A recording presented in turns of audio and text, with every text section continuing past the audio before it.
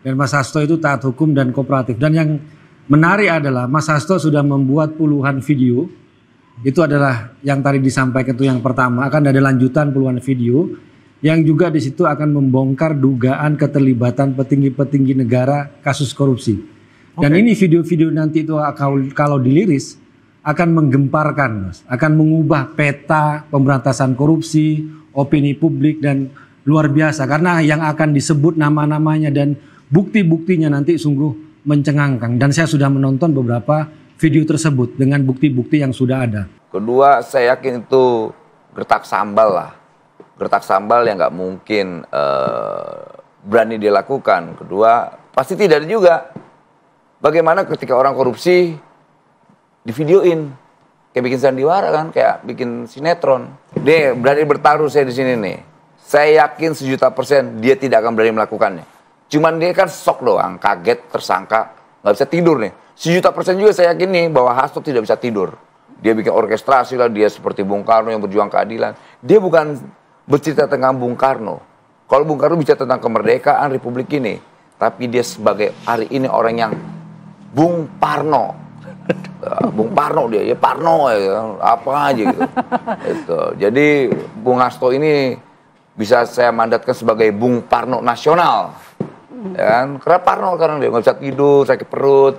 Kalau kita kan senyum-senyum aja Mas Hasto. Udah, terus dari saya itu kan problem hukumnya sudah. Jangan ngomong lagi kriminalisasi dan sebagainya. Jangan bangun-bangun narasi malah menyesatkan dirinya dan partainya. Ini partai besar, partai ideologis.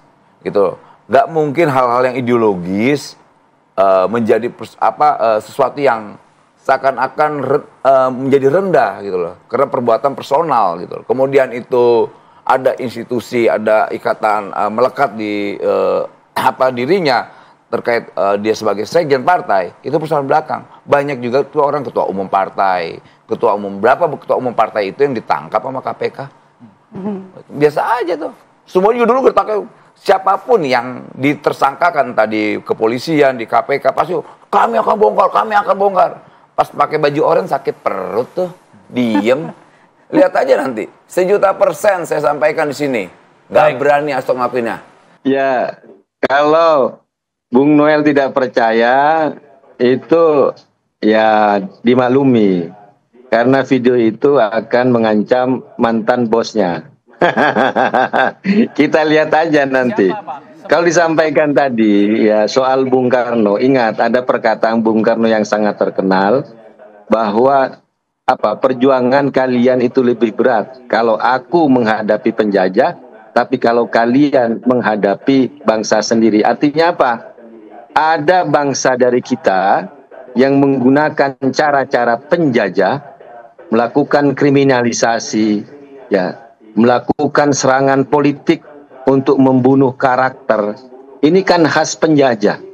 Jadi itu yang harus kita ingat. Ya, ketika Mas Hasto mengutip Bung Karno itu bukan ingin menyamakan dirinya dengan Bung Karno, bukan. Tapi beliau mengaku sebagai murid dari Bung Karno, spirit perlawanan, spirit tidak pernah tunduk. Ya.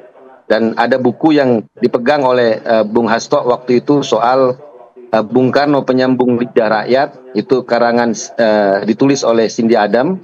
Bab 9 itu kan terkait bagaimana Bung Karno masuk penjara karena aktivitas politik, ya, tapi dipakai dengan kasus hukum untuk menjebloskannya kepada penjara, dan suasana kebatinan itulah yang saat ini dihadapi oleh Hasto Kristianto.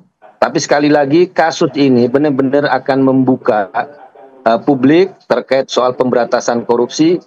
Kenapa Hasto Kristianto Sekjen PDI Perjuangan itu dikriminalisasi dengan tidak adanya kerugian negara di situ, tidak ada bukti-bukti hukum yang kuat tapi dikriminalisasi. Tapi mengapa kasus-kasus korupsi yang melibatkan petinggi-petinggi negara yang kerugiannya triliunan miliaran malah ditutup-tutupi? Begitu, Mbak. Baik. Oke teman-teman semua, itulah tadi perdebatan sengit antara Pak Guntur Romli dengan Noel Eliezer terkait Sekjen PDIP Hasto Kristianto, yang dijelaskan oleh Guntur Romli bahwa Hasto sudah menyiapkan beberapa video yang nanti akan ditayangkan dan katanya akan membuka mata publik terkait masalah korupsi yang melibatkan nama-nama petinggi negara. Dan menurut saya ya, kalau memang video Pak Hasto ini nanti bisa membongkar skandal korupsi pejabat tinggi negara, mengapa, pertanyaannya nih ya, mengapa baru membuatnya sekarang, yang seperti kita ketahui bahwa Hasto ini sudah ditetapkan tersangka oleh KPK. Jadi terkesannya ya saling bongkar, saling sandera. Coba mungkin kita bisa bayangkan bila Pak Hasto ini membongkar semuanya itu sudah jauh-jauh hari, dan pada akhirnya dia mungkin ditersangkakan ya nantinya. Mungkin publik bisa menilai bahwa Hasto sedang dikriminalisasi. Tentu saja menurut saya itu dukungan publik bisa jadi lebih banyak kepada Hasto. Tapi kalau saat ini sudah jadi tersangka baru bikin amunisi buat melawan, ya semoga sih bisa saling bongkar aja ya. Kalau buat saya, biar kalau terbongkar semua, mungkin penegak hukum juga nggak bisa tebang pilih. Siapa yang salah ya harus diproses sesuai hukum yang ada ya. Ya 10 tahun Jokowi memerintah itu seluruh data pasti ada di PDIP itu, dan itu juga yang membuat kita dari awal mengetahui bahwa Ibu Mega tidak mungkin ditaklukkan hanya oleh ancaman Jokowi, yaitu mentersangkakan Saudara Hasto.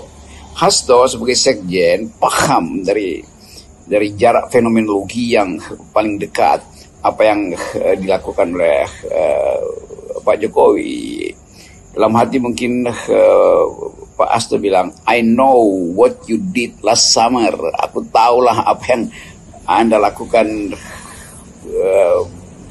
di musim panas yang lalu. Kira-kira itu, saya mengutip judul film aja tuh. Jadi Pak Jokowi tentu tahu bahwa suatu waktu akan ada duel isu, duel skandal misalnya. Jadi sebetulnya publik Indonesia harus sudah bersiap-siap untuk mengikuti dramaturgi yang panjang ini yang dimulai dari keinginan Pak Jokowi untuk mengacak-acak PDIP.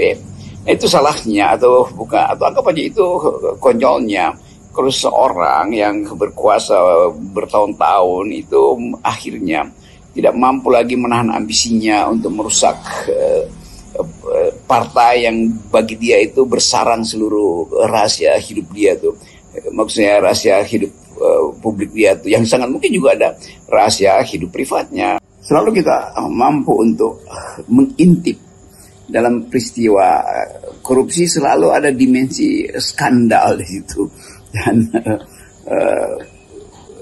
session tentang isu itu yang ditunggu publik, karena Pak Hasto dengan tenang mengatakan bahwa dia mampu atau dengan tegak lurus sebagai muridnya Bung Karno itu bahkan tidak ada gentar sekalipun kalau itu menyangkut keadilan, menyangkut martabat bangsa, menyangkut kejujuran di dalam politik.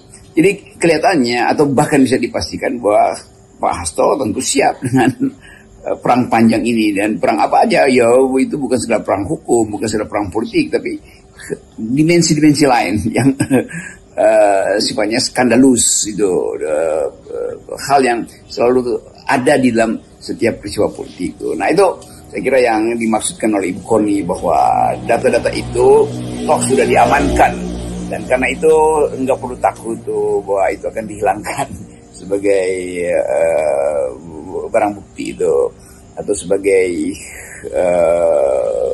petunjuk-petunjuk yang memungkinkan KPK itu mengerti bahwa ini peristiwa ini itu sebetulnya di belakang peristiwa hukum ada peristiwa politik, di belakang peristiwa politik ada sesuatu yang rahasia tuh. Ya, itu kenikmatan kita menonton dramaturgi dari peristiwa Harun Masiku ini. Dan ini kesempatan juga kita belajar bahwa kekuasaan yang terlalu lama itu pasti punya ambisi, dan kekuasaan yang punya ambisi itu artinya dia akan memburukkan dirinya sendiri. Itu Pak Jokowi terlalu lama berkuasa, dia timbulkan ambisi untuk punya backup dengan berupaya mengambil alih PDIP itu.